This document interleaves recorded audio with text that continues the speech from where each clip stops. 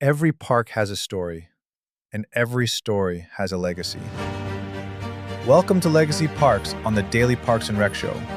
This is our host, Richard Bienvenu, and we're live every Monday at 3 p.m. Eastern Standard Time. Together, we'll explore the history, impact, and lasting legacy of the parks that have shaped our communities for generations. We'll uncover the stories, people, and moments that make this park truly unforgettable. Legacy Parks, where every park tells a story. In this episode, we explore the stories behind some of America's most iconic historic parks and discover how they have shaped communities, preserved history, and inspired generations. All right, we are live again. This is Craig LeBlanc and Richard Bienvenu, both from airing from New Orleans. This is the Daily Parks and Rec Show, Legacy Parks, and so our vision for this show is, in Parks and Rec, at least with my leadership series, we talk about the people of Parks and Recreation, and so these are like the leaders that have chosen this as a career path, and what it means to them, what's their why, and how are they serving their community.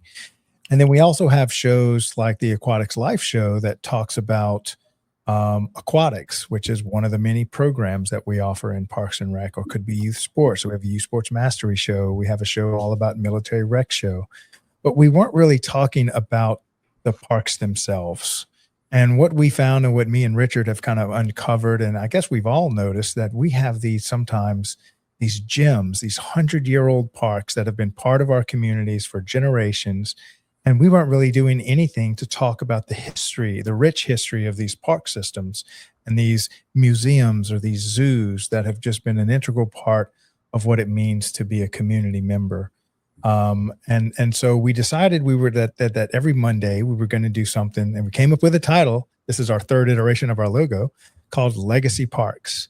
And Richard is somewhat of a historian here, and he invited me on his radio show to talk about Nords and City Park and Audubon Park. And it's where I think we both started to discover the rich history of just the parks in our own backyard, and come up with the idea that, we should offer this across America. So if you are listening to this and you have one of these historic parks that's been part of your community for hundreds of years, and maybe celebrating its 100th anniversary, we would love to do somewhat of a documentary where Richard goes in and researches all the history of it, brings up the images and the B-rolls, and really just highlights one specific park or one historic downtown or one zoo or museum that's in your Parks and Rec department, and really just start to highlight the actual old parks themselves, and call it the legacy parks of America.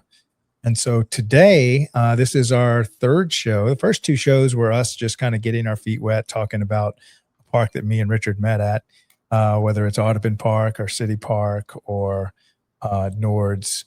And that's kind of where we're starting. But Richard has for us today 10 parks throughout America that he's found that we feel like fit this category as we kind of build out our first few shows. So, Richard, what do you have in store for us today? Well, we're going to cover 10 America's great urban parks. Of course, there are more than 10. But I thought, we'd be able to spend like 4 minutes per park, and we have a couple of photos of each park. It's not very extensive, but, it's a way to give you an idea of what we're planning on doing, one of the things we're thinking about doing, and also having different seasons. Season 1, 2, 3, 4, 5, like a mini series has seasons, and having names for each season, like urban park, downtown park, waterfront parks, that kind of thing. Oh, that's a great idea. Civil War battlefield parks, that kind of thing. So we're just going to go through today. We're just going to go through 10 of America's great urban parks, and I will tell you what we're going to cover. The first one going to be Central Park, then Golden Gate Park, Audubon Park, Balboa Park, Forest Park, City Park, Fairmount Park, Boston Common, Piedmont Park, and Belle Isle Park. Oh, wow. I have connections with a couple of those you just mentioned. So I think we might be able to give birth to a couple of shows just off that first list. Great. That's awesome. Fantastic. All right. So what's our first park up? Joby, do you have Let's go. Let me make this a little bit bigger. So the first one we're going to talk about is Central Park. That's a big boy there. So if you've ever visited New York City, I'm sure you have, Craig, right? You've been to Mhm. New York City. Oh yeah, I've been to this park. It's amazing. Yeah, it is an amazing park. Well, you probably noticed it's something remarkable. It's surrounded by miles of skyscrapers, busy streets, and the constant energy of one of the world's largest cities. Lies an oasis of lakes, rolling hills, meadows, forests, bridges, and winding pathways. And it's hard to imagine New York without Central Park, but there was a time when this green paradise simply did not exist. So before Central Park, the middle of Manhattan was a rugged landscape of rocky outcroppings, swamps, small farms, and scattered villages. As New York exploded in population during the first half of the 19th century, civic leaders realized the city desperately needed open space. So crowded neighborhoods were growing denser every year, and residents longed for a place where they could escape the noise, breathe fresh air, and enjoy nature without leaving the city. So, in 1853, the state of New York authorized the purchase of more than 700 acres in the heart of Manhattan. Mm. It was an ambitious and controversial decision. So, the land wasn't empty. There were hundreds of people living there. There were residents from the Seneca Village, one of the nation's most successful free Black communities. We had families, churches, businesses were displaced through eminent domain, a chapter of the park's history that has received increasing attention in recent years and reminds us that even great public works often come with difficult stories. Mm. So, to design the new park, the city held a competition. The winning proposal came from landscape architect Frederick Law Olmsted and architect Calvert Vaux, whose Greenwoods plan envisioned something America had never seen before. Instead of formal gardens and straight avenues, they created a landscape that looked almost untouched by human hands, even though nearly every hill, meadow, pond, and pathway was carefully designed. So, building the park was one of the largest public works projects of its day. So, workers blasted through solid rock, moved millions of cubic yards of soil, planted hundreds of thousands of trees and shrubs, and created lakes, bridges, and roads. More than 30 bridges were built, each with its own unique design. Sunken cross streets allowed city traffic to pass beneath the park without disturbing visitors, an engineering innovation well ahead of its time. So when Central Park officially opened, it transformed urban life. Families gathered for picnics, children played on the great lawn, rowboats drifted across the lake, and New Yorkers discovered something they had never truly experienced before, a place where rich and poor could enjoy nature together. So today, Central Park contains many beloved landmarks like the Bethesda Terrace, with its magnificent staircase and Angel of the Waters fountain, has become one of the city's most photographed locations. Bow Bridge has appeared in countless movies and TV shows. Strawberry Fields honors John Lennon, who lived nearby the Dakota, and the Central Park Zoo delights children and adults alike, while Belvedere Castle offers sweeping views of the park's landscapes. The park also served as a stage for history.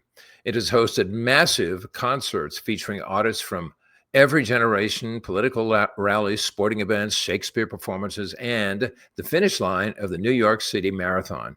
And millions of people visit every year, making it one of the most famous urban parks on earth. And like many great parks, Central Park has experienced difficult times. By the 1970s, it had fallen into serious decline. Crime increased, landscapes deteriorated, and many feared the park's golden years had passed. But an extraordinary partnership between the city and the nonprofit Central Park Conservancy reversed that decline. Through restoration, careful planning, and community involvement, Central Park was brought back to life and become a model for park restoration projects around the world. So perhaps the greatest legacy of Central Park isn't found within its fences at all. Its success inspired cities across America and eventually around the globe to create beautiful public parks of their own, from New Orleans to San Francisco, from Atlanta to St. Louis. Generations of park planners borrowed ideas first demonstrated here. The belief that every city deserves a beautiful green refuge owes much to the vision that began in Manhattan more than 170 years ago. So Central Park is more than a park. It is a proof that even in the heart of a bustling metropolis, nature can flourish, communities can gather, and a single bold idea can reshape cities for generations. So it's no wonder that this remarkable landscape remains the gold standard by which urban parks are measured. And also just want to mention that they formed a conservancy. This is a new idea for parks. I know that City Park here in New Orleans and also Audubon Park have formed conservancies, and apparently this is one of the important things that it has to do with, preserving these parks. So let's talk about Audubon Park. We can call this New Orleans' backyard beneath the oaks. So few city parks feel as woven deeply into the fabric of their community as Audubon Park. In New Orleans, for generations, it's been the place where families gather for picnics, runners circle the lagoon, children visit the zoo, and ancient live oaks provide welcome shade from the Louisiana sun. But long before it became one of America's most beautiful urban parks, this land was part of a sprawling plantation on the banks of the Mississippi River. And during the 18th and 19th centuries, the property formed part of the Foucher Plantation, one of several plantations that stretched upward from the river. And as New Orleans grew, however, the old plantation landscape gradually gave way to neighborhoods, schools, public spaces. By the late 1800s, city leaders recognized the need for a large public park to serve expanding uptown. The turning point came in 1884 when New Orleans hosted the World Industrial and Cotton Centennial Exposition.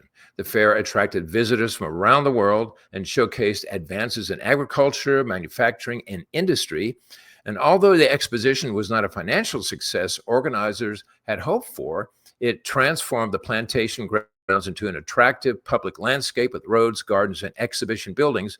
And when the fair ended, much of the property became the city's newest public park. And I also want to mention that during that exposition, they built the largest indoor building in the United States and one of the largest in the world. And unfortunately, 20 years later, it was destroyed by a hurricane. So originally it was known simply as Upper City Park. It was renamed Audubon Park in honor of the famous naturalist and artist John James Audubon, who spent time in Louisiana studying and painting the birds that made him one of America's greatest wildlife illustrators.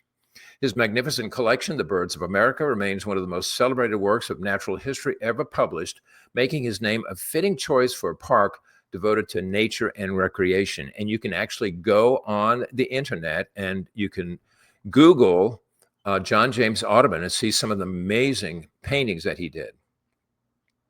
And much of the park we enjoy today owes its appearance to the celebrated landscape architect, Frederick Law Olmsted. So he was already famous for designing Central Park in New York. He prepared plans that emphasized winding roads, broad meadows, scenic lagoons, and preservation of magnificent native trees.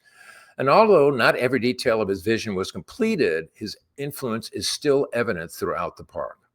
The true stars of Audubon Park are its live oaks. Some are believed to be more than 300 years old, standing long before the American Revolution, even before New Orleans itself became part of the United States. There are two of them actually in Audubon Zoo that are older than the city of New Orleans. Their sprawling branches draped with Spanish moss create one of the city's most iconic landscapes and offer a living connection to Louisiana's past.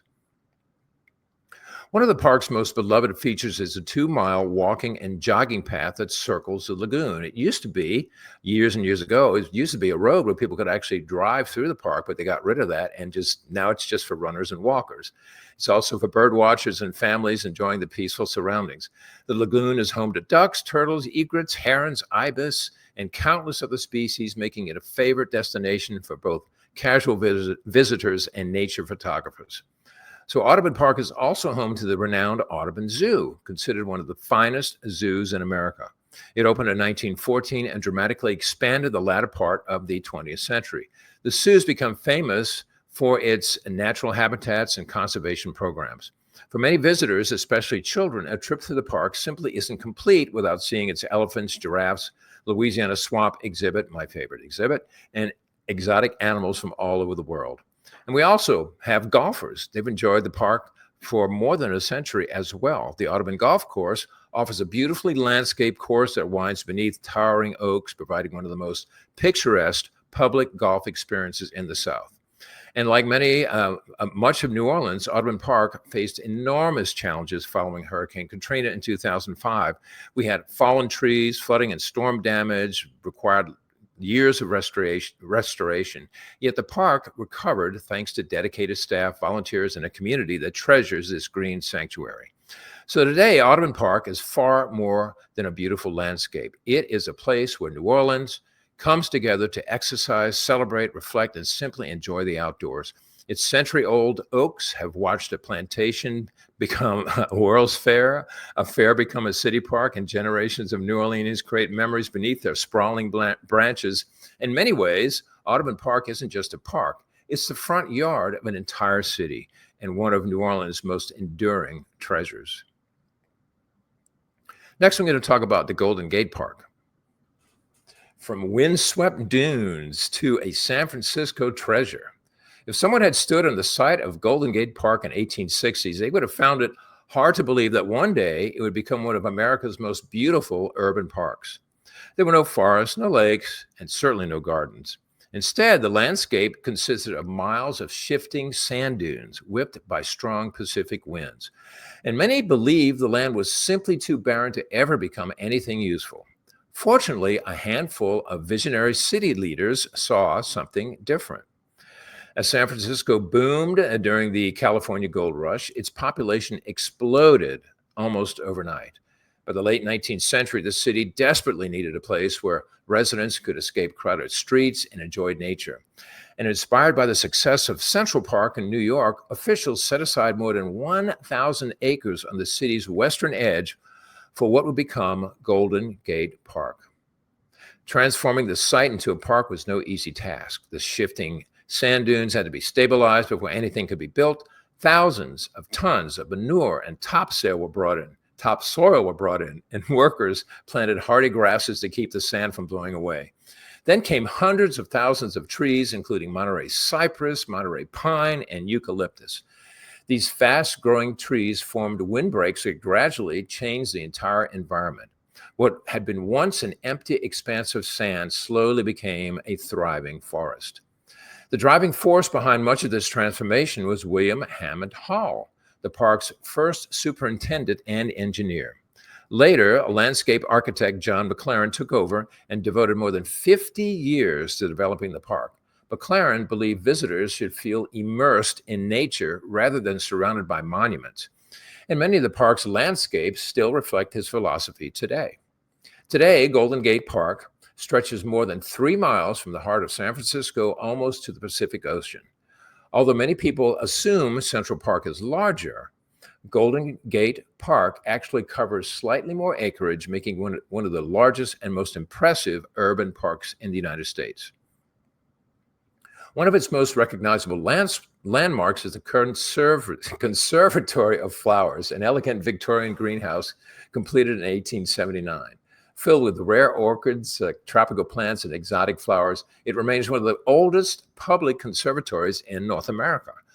Nearby is the magnificent Japanese tea garden created for the California Midwinter International Exposition in 1894, with its graceful bridges, koi ponds, pagodas, and carefully manicured gardens. It's become one of San Francisco's most beloved attractions. The park is also home to world-class museums like the D. Young Museum. It showcases American art, textiles, and international collections, while the California Academy of Sciences combines an aquarium, a planetarium, natural history museum, and living rainforest under one remarkable roof. Together, they make Golden Gate Park not only a place of recreation, but also one of education and discovery. Families especially enjoy some of the park's unusual attractions. There is a historic carousel dating back to 1914, a herd of bison that has lived in the park since the 1890s, peaceful lakes where visitors can rent paddle boats, miles of hiking and biking trails, sports fields, playgrounds, and beautiful botanical gardens representing plants from around the world. Like many great parks, Golden Gate Park has become a stage for public life. It has hosted concerts featuring legendary musicians, cultural festivals, celebrating San Francisco's diversity, charity walks, athletic events, and community gatherings that attract hundreds of thousands of visitors each year. And during the famous Summer of Love, remember that, in 1967, nearby neighborhoods helped define a generation, and the park became a gathering place for music, peace rallies, and counterculture events that changed American culture. So despite earthquakes, economic downturns, and the constant urban growth, Golden Gate Park has remained one of San Francisco's greatest civic achievements. It stands as the proof that imagination, perseverance, and thoughtful planning can transform even the most unlikely landscape into something extraordinary. Today, millions of visitors stroll beneath towering trees that did not exist 150 years ago. They relax beside peaceful lakes, visit museums, enjoy concerts, or simply escape the pace of city life. Few realize they are standing on what was once a windswept desert of sand. And Golden Gate Park is more than a beautiful destination. It is one of America's greatest examples of how vision and determination can reshape both a landscape and the life of an entire city. Next, we're going to talk about Balboa Park. It's where San Diego introduced itself to the world. Every great city has a place that tells its story. And for San Diego, that place is Balboa Park, with its grand Spanish-style buildings, lush gardens, museums, fountains, and famous zoo. Balboa Park is much more than a city park. It is the cultural heart of San Diego and one of America's finest examples of how our public park can become a lasting civic treasure. The story begins in 1868 when San Diego's leaders set aside nearly 1,400 acres of undeveloped land for public use. At the time, the city was still small, and many questioned why so much valuable land should be reserved for park instead of development. Fortunately, city leaders had the foresight to believe that one day San Diego would grow into a major city and would need open space for future generations. For decades, however, the land remained largely untouched. It consisted of rugged mesas, dry canyons, and native chaparral. There were few improvements, and the park was little more than open countryside. Everything changed in the early 20th century when San Diego was chosen to host the Panama, California Exposition in 1915. The exposition celebrated the opening of the Panama Canal, a waterway that transformed world trade and made San Diego one of the first American port ships encountered after passing through the canal from the Atlantic. City leaders saw the exposition as an opportunity to introduce San Diego to the world. So architect Bertram Goodhue designed an extraordinary collection of buildings in the Spanish colonial revival style. Inspired by the architect of Spain and Mexico, the exhibition halls featured ornate towers, domes, courtyards, colorful tile work, and graceful arcades. Visitors were captivated by their beauty, and unlike many world's fairs, San Diego chose to preserve much of what had been built. Today, these magnificent structures remain the defining character of Balboa Park. The exposition was such a success that a second international fair, the California Pacific International Exposition, was held in 1935 during the Great Depression. Once again, millions of visitors came to experience the exhibits, performances, and celebration, helping boost both the city's economy and its national reputation. Today, Balboa Park is often described as a city within a city. It is home to more than a dozen museums covering art, aviation, automobiles, natural history, photography, science, and anthropology. Visitors can easily spend several days exploring its collections without seeing everything the park has to offer. Perhaps the park's most famous attraction is the San Diego Zoo. Established in 1916, just one of the year after the first exposition, the zoo has grown into one of the world's leading zoological parks. Known for its naturalistic habitats and pioneering conservation programs, it has helped protect endangered species from around the globe while delighting millions of visitors each year. Nature lovers are equally rewarded. Balboa Park features beautiful botanical gardens, cactus collections, palm canyons, and rose gardens, and miles of walking trails. The Botanical Building, with its distinctive wooden lath construction and reflecting lily pond, has become San Diego's most photographed landmarks. The park also serves as the city's gathering place. Outdoor concerts, theater performances, cultural festivals, holiday celebrations, and community events fill the calendar throughout the year. And street performers entertain visitors in the plazas, while artists and musicians add to the park's lively atmosphere. So over more than a century, Balboa Park has continued to evolve while preserving its historic character. His restoration projects has carefully maintained the exposition buildings, ensuring that future generations can experience the same architectural beauty that amazed the visitors in 1915. The park has earned recognition as a National Historic Landmark, honoring both its architecture and its importance in American cultural history. Today, Balboa Park welcomes millions of visitors from around the world, yet it remains first and foremost San Diego's park, a place where residents walk their dogs, enjoy family picnics, visit museums, attend concerts, or simply relax beneath shady trees. It's a remarkable example of how a bold vision, inspired architecture, and a commitment to the public space can shape the identity of an entire city. So more than 150 years after the land was first set aside, Balboa Park continues to fill the dream of its founders, a place where history, culture, nature, and community come together in one of America's most extraordinary urban parks. Next is Forest Park. This is the park that put St. Louis on the world stage. So when visitors first arrive at Forest Park in St. Louis, one of the first things they notice is its sheer size. Covering more than 1,300 acres, it is actually larger than New York's Central Park. Yet despite its impressive scale, Forest Park is far more than just a beautiful place to walk, bike, or picnic. It is a park that helped introduce an American city to the world. The story begins in 1876 when St. Louis was rapidly becoming one of the nation's most important cities. Located on the banks of the Mississippi, it had grown into a major center of commerce, transportation, and manufacturing. Civic leaders believed the great city deserved a great public park, and they acquired the land west of downtown to create what would become Forest Park. Ironically, despite its name, the property was not heavily forested. Much of the land consisted of rolling prairie, scattered trees, wetlands, and small streams. And landscape architects worked to create lakes, meadows, wooded areas, and scenic drives that would offer city residents a peaceful retreat from urban life.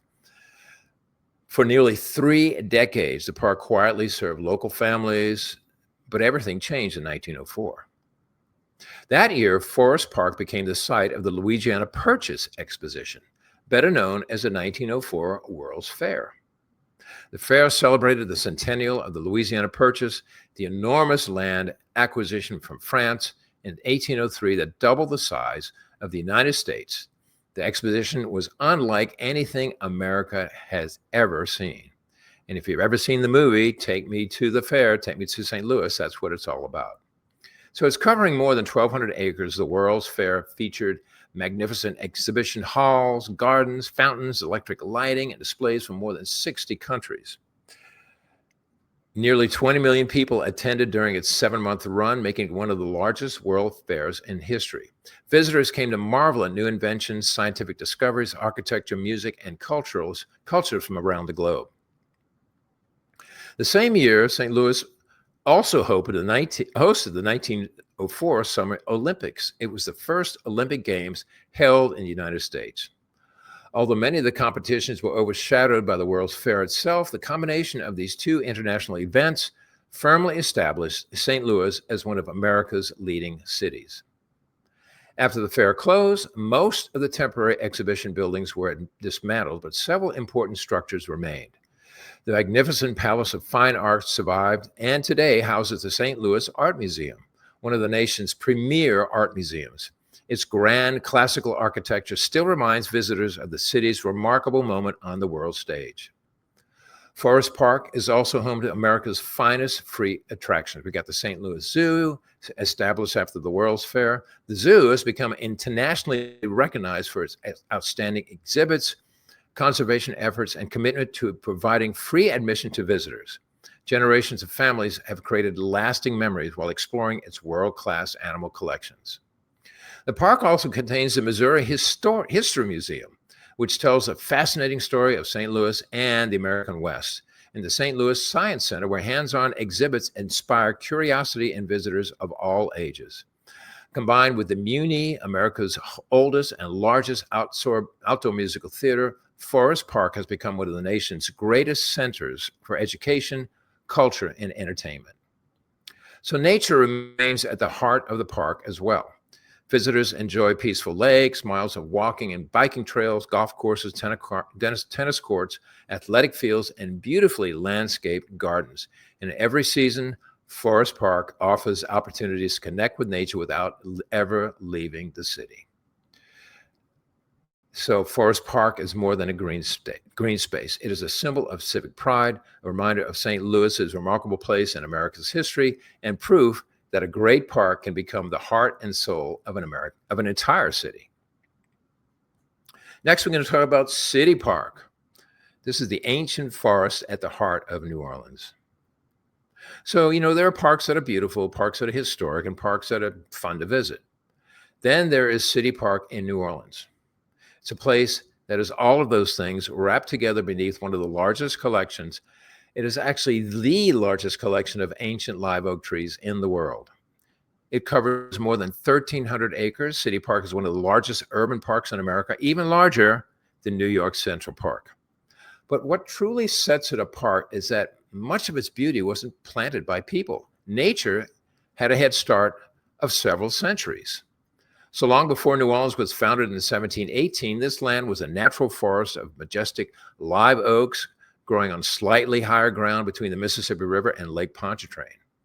Native Americans likely passed through the woods, and later French settlers recognized the value of the towering trees for shade, timber, and beauty. In the early 19th century, much of the property became the Allard Plantation.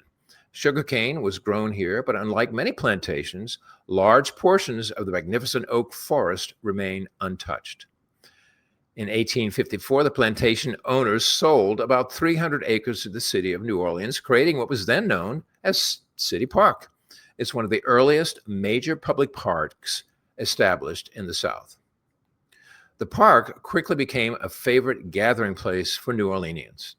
Families came for carriage rides beneath the sprawling oaks, while visitors escaped the crowded streets of the French Quarter to enjoy fresh air and open spaces.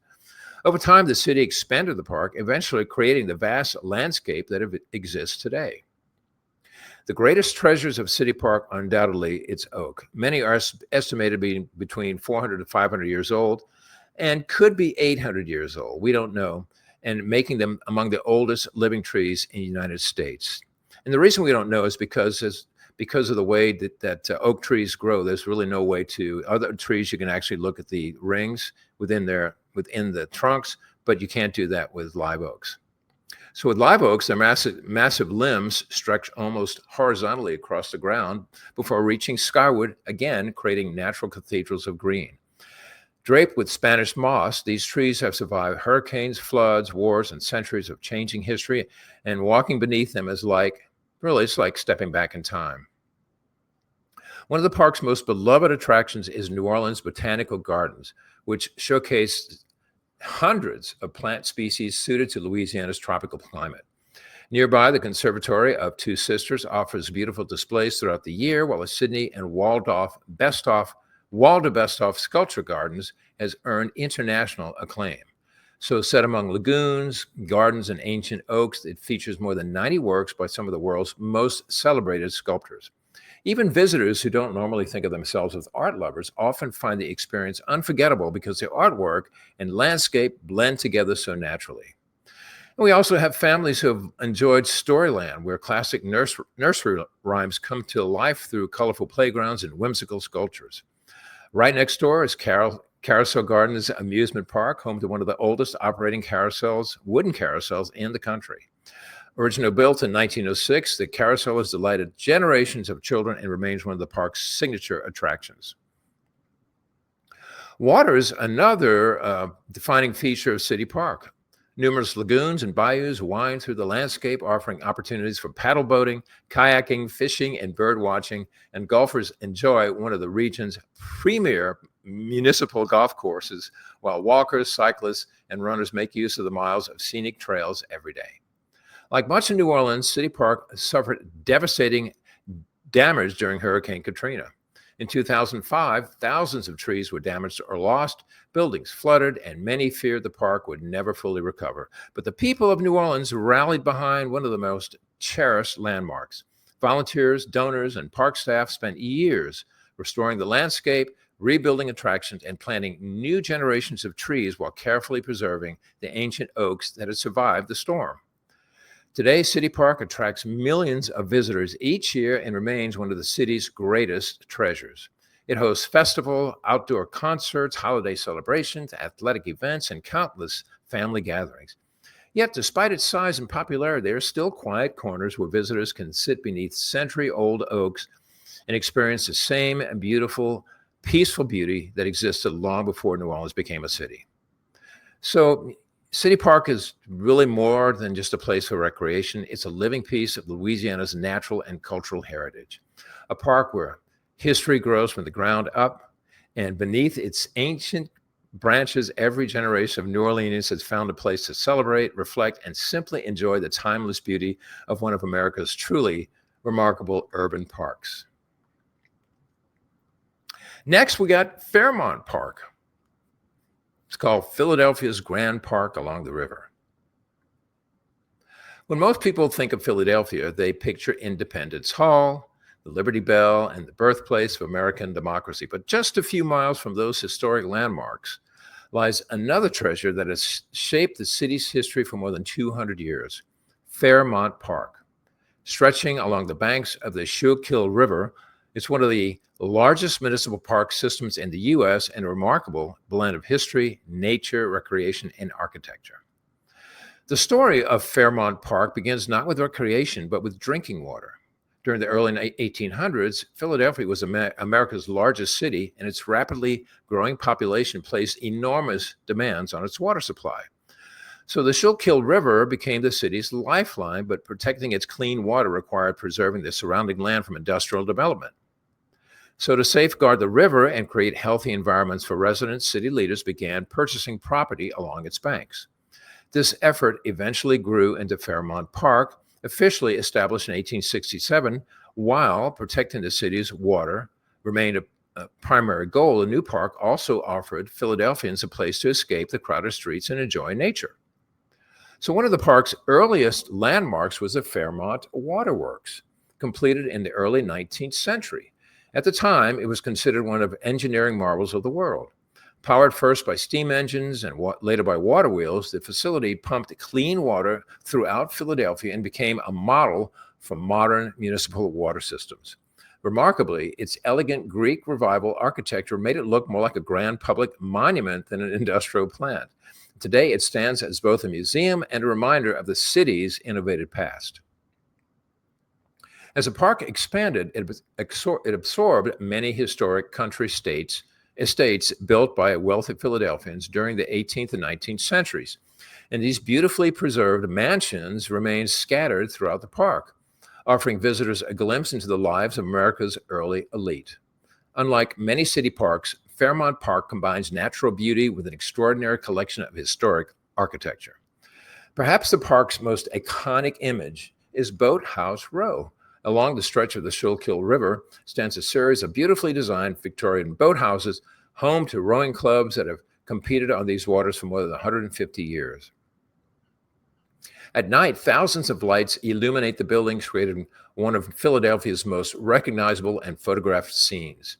International rowing competitions continue to attract athletes from around the world, keeping alive one of the city's oldest sporting traditions.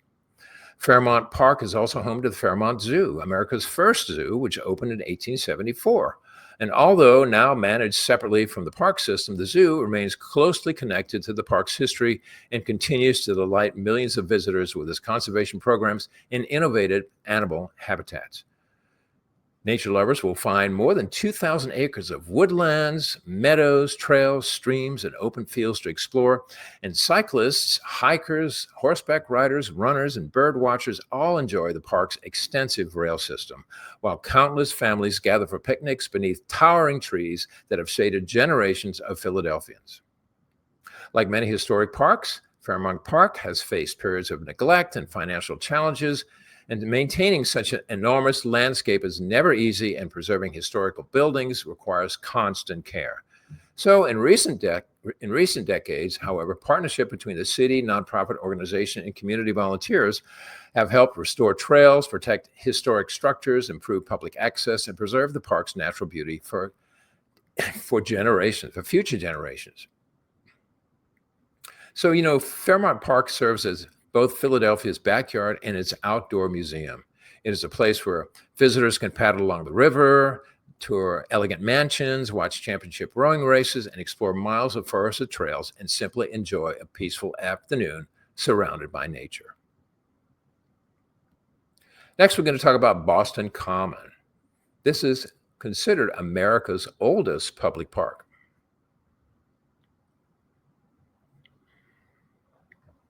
So long before there was the United States, before the Declaration of Independence, and even before the famous Freedom Trail guided visitors through Boston historic streets, there was Boston Common. Established in 1634, it is the oldest public park in America, and for nearly 4 centuries, it has witnessed the story of a nation unfold. Today, the Common is a peaceful green space where office workers eat lunch, children splash in the frog pond, and visitors begin their walk through one of America's most historic cities. But this quiet park has seen everything from grazing cattle and military camps to public celebrations, political protests, and moments that helped shape American history. The story begins 4 years after the Puritans founded Boston. The growing settlement needed a shared space where townspeople could graze their livestock. So the Common was purchased from Reverend William Blackstone, the area's first European settler, and became common land available for public use. At first, it was little more than open pasture. Families brought their cows to graze, and the land served practical purposes rather than recreation. And as Boston grew, so did the importance of the Common. It became the gathering place for public meetings, military drills, religious events, and civic celebrations. Colonial militia regularly trained on the open fields here and preparing to defend the settlement if necessary. No one could have imagined that those fields would one day play a role in the birth of a new nation. And during the American Revolution, British troops camped on Boston Common while they occupied the city.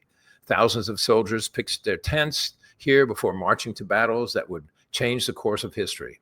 Later, after the British evacuated Boston in 1776, the Common became a place of celebration of Americans, marked one of their first great victories of the Revolutionary War. Not all of the Common's history is pleasant. Colonial times had served as the site of public punishments, executions, and reflected the harsh justice of the 17th century New England. Fortunately, those darker chapters gave way to a new vision as Boston evolved. By the early 19th century, civic leaders began transforming the Common into a true public park with tree-lined paths, landscape lawns, and places for people to gather and relax.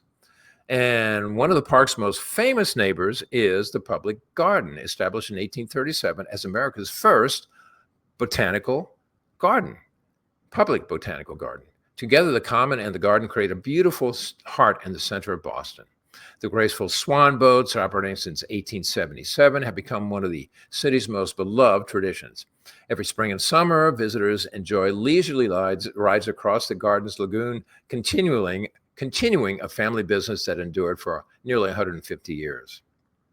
Boston Common has also become a stage for American democracy. And throughout its history, it was hosted abolitionist rallies, Civil War recruiting events, labor demonstrations, civil rights marches, anti-war protests, and countless political gatherings.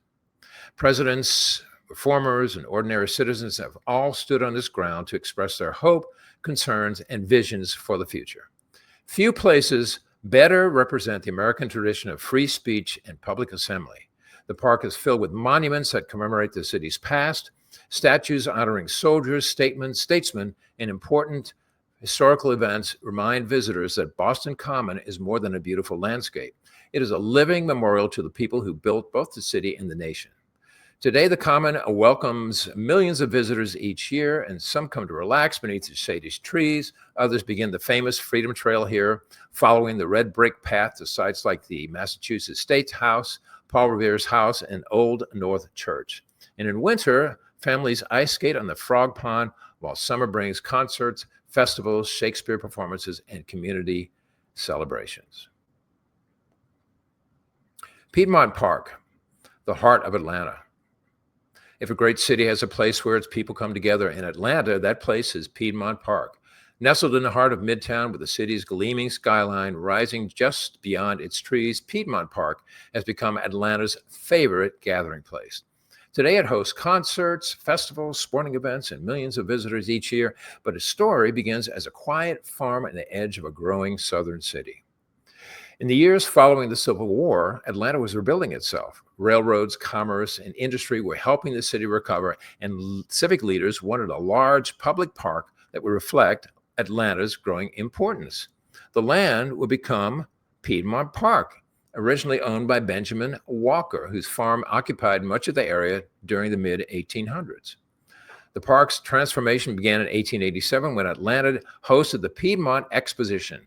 It was designed to showcase the economic recovery and industrial progress of the South, and the exposition attracted visitors from across the nation. President Grover Cleveland attended the opening ceremonies and symbolically pressed a button in Washington, D.C. that illuminated the fairgrounds with electric lights in Atlanta, an impressive technological achievement for its time. One of the most significant moments of the exposition was when Booker T. Washington delivered his famous Atlanta Exposition address. Speaking before an audience of business leaders and politicians, Washington urged a greater economic opportunity and cooperation between Black and white Americans in the decades following the Civil War. His speech became one of the most influential public addresses in American history. And after the exposition ended, Atlanta purchased the property and hired the Olmsted brothers, the people who did Audubon Park and City Park, and also the great Central Park in New York City. At the center of the park lies Lake Clara Mere, a peaceful body of water that reflects both the surrounding trees and Atlanta's modern skyline. It's nearby got walking trails, playgrounds, athletic fields, tennis courts, swimming facilities, etc. And throughout the 20th century, it became Atlanta's front yard. So today it's best known for its festival, the Atlanta Dogwood Festival, which began in 1936. And like many historic parks, it has experienced periods of decline. In the 1970s to the 80s, aging facilities and limited funding threatened its future. But the community organization came together, private donors, and they formed a Piedmont Park Conservancy. It's one of the things that seems to be common around parks that are struggling. Parks throughout the nation that are struggling. So as visitors stroll beneath its trees and admire the skyline beyond its meadows, they are experiencing far more than a beautiful park. They are walking through a place where history, community, and a spirit of great American city continue to come together every single day. All right, so now we have Belle Isle Park, which is considered Detroit's island oasis. This is number 10 in our little overview here. Just east of downtown Detroit, in the middle of the Detroit River, lies an island that has provided beauty, recreation, and inspiration for generations. Known as Belle Isle Park, this 982-acre island is often called Detroit's jewel, surrounded by water and offering sweeping views of both the American and Canadian skylines. Belle Isle is one of the nation's most unique public parks and a remarkable example of how nature and city life can exist side by side. Long before European settlers arrived, Native American tribes used the island as a seasonal fishing and hunting ground. Its location in the Detroit River made it an ideal place to gather food and travel between the Great Lakes. And French explorers later claimed the area, and the island became known as Île aux Cochons, which means Hog Island. See, I know how to pronounce that because, I live in Louisiana. So, so a lot of livestock was kept there. So during the 19th century, the island passed through private ownership before the city of Detroit purchased it in 1879 with a bold vision to create a public park where everyone can enjoy the outdoors. And at a time when Detroit was growing rapidly as an industrial city, civic leaders understood that residents needed a peaceful escape from crowded neighborhoods and busy factories. And to help shape his vision, they called on who else but Frederick Law Olmsted of City Park, Central Park, Audubon Park, and the other parks we talked about earlier. And all those original plans were modified over the years. His philosophy of preserving the island's natural beauty while providing opportunities for recreation guided much of Belle Isle's development.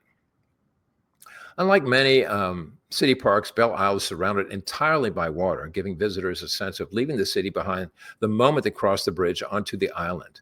Wide tree-lined drives, wooded areas, lagoons, wetlands, and open meadows created an atmosphere that feels surprisingly tranquil despite being only minutes from downtown Detroit.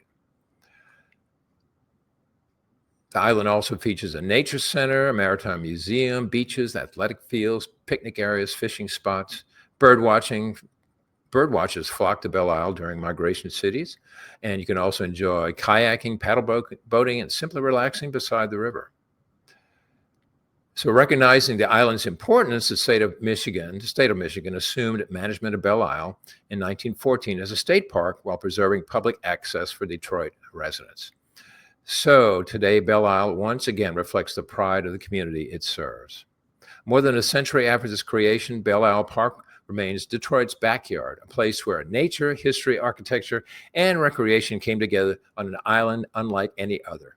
It reminds us that even in the heart of a great industrial city, there's always room for beauty, quiet reflection, and the simple joy of spending time outdoor. And there you have it.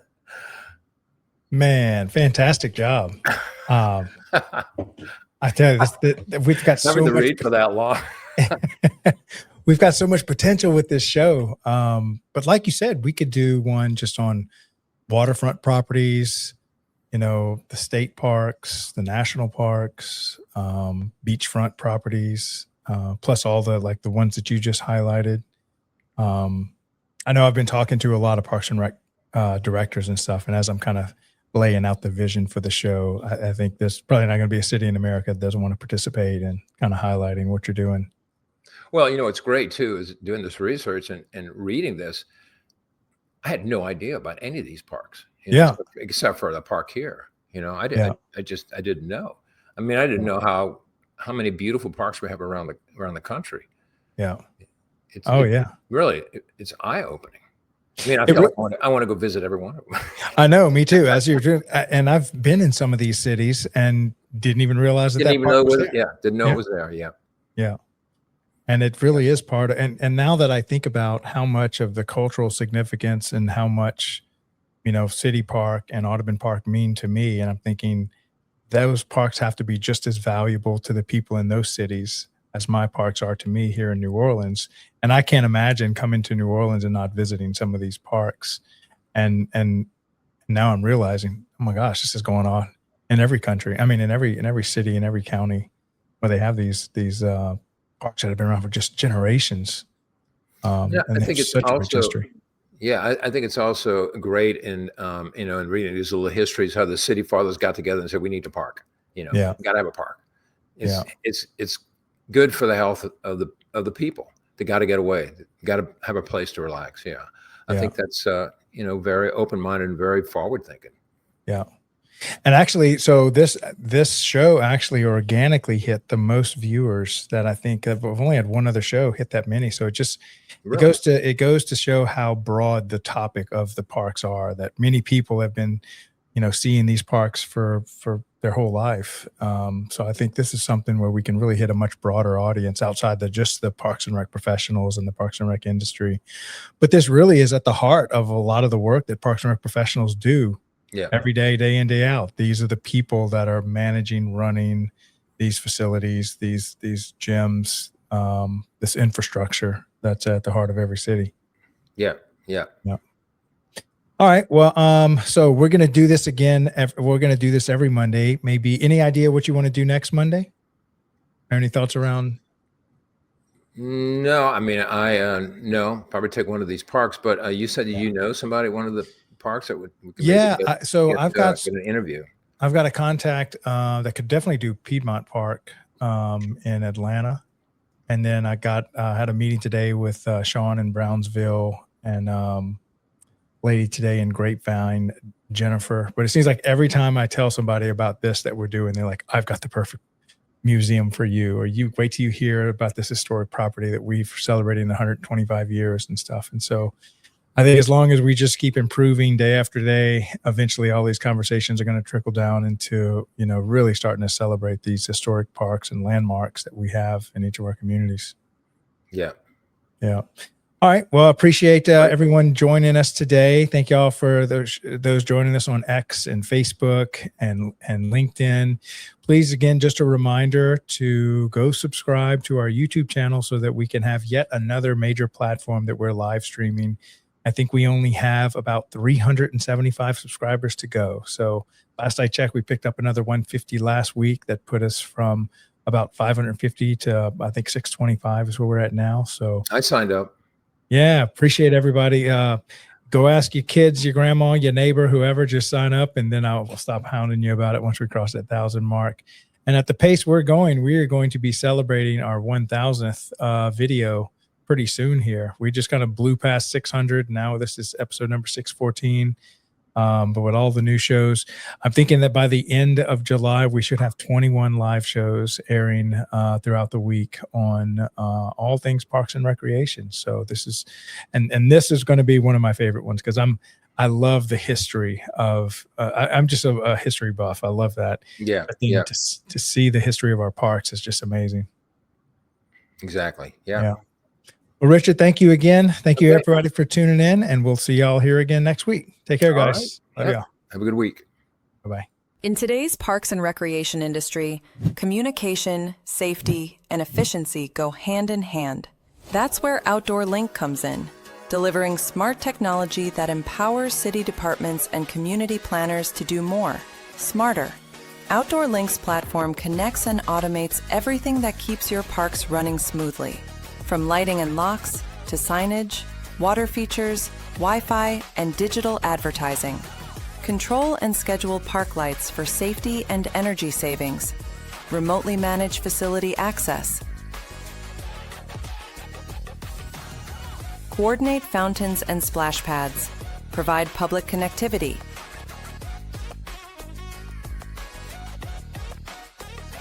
All from one simple, unified platform, giving you real-time control, data, and cost efficiency. For parks and recreation agencies, that means safer spaces, smarter resource use, faster responses, and stronger community engagement. And behind every great park story is great infrastructure. That's why Outdoor Link proudly supports DPRS Media Company, helping the Daily Parks and Rec Show amplify the voices of professionals shaping our communities every day. Outdoor Link, smart, connected solutions for parks, recreation, and beyond. They say it's Just Rec. Just Rec, where kids learn to try again. Just Rec, where confidence begins. Where teamwork, effort, and fun matter more than trophies. It's not about perfection.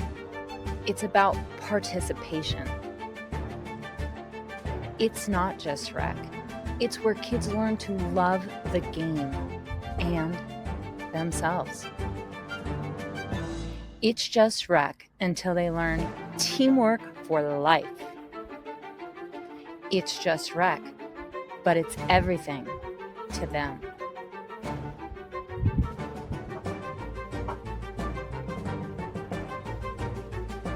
It's more than rec. It's a movement. It's just rec until you realize it's shaping the next generation. Together, we're not just running programs. We're building a culture of confidence, connection, and community. Join us. In the parks and recreation industry, attention is limited, but influence is everything. Every day, thousands of parks and recreation professionals make critical decisions. Decisions on infrastructure, programs, technology, and vendors. The question is your brand part of that conversation? DPRS Media Network was built to answer that question. We are a dedicated media ecosystem focused exclusively on the parks and recreation industry in the United States. Through a network of daily and weekly shows, we inform, connect, and influence this audience. Our distribution spans multiple platforms: LinkedIn, Facebook, YouTube, X, Instagram, plus email campaigns, newsletters, podcasts, and live event coverage. This is not a single-channel strategy. It is a multi-platform media engine. Today, our network reaches over 214,000 connections, including 51,000 on LinkedIn, 64,000 on Facebook, nearly 40,000 email subscribers, and thousands more across podcast and social platforms. While some audiences overlap, our true value is not just reach, it is relevance. We speak directly to parks and recreation directors, program managers, and industry leaders, an audience that is highly targeted and actively engaged. Through DPRS Media Network, your brand integrates seamlessly into this ecosystem. Through sponsored show segments, targeted advertisement placements, podcast features, and host-read promotions, even custom-branded content. Not as interruptions, but as part of the conversation. And we don't just operate online. We attend over 15 major parks and recreation conventions each year, reaching more than 24,000 professionals in person. Through live shows, interviews, and on-site media coverage, we position our partners at the center of the industry. Every piece of content we produce is amplified across our entire network. Multiple shows, multiple hosts, multiple platforms. Your message doesn't appear once, it multiplies. This is more than advertising. It is strategic positioning within a trusted media network built specifically for the parks and recreation industry. If your goal is to reach decision makers, build credibility, and stay top of mind, then it's time to partner with DPRS Media Network. Apply for partnership or sponsorship today. Let's position your brand where the industry is already paying attention.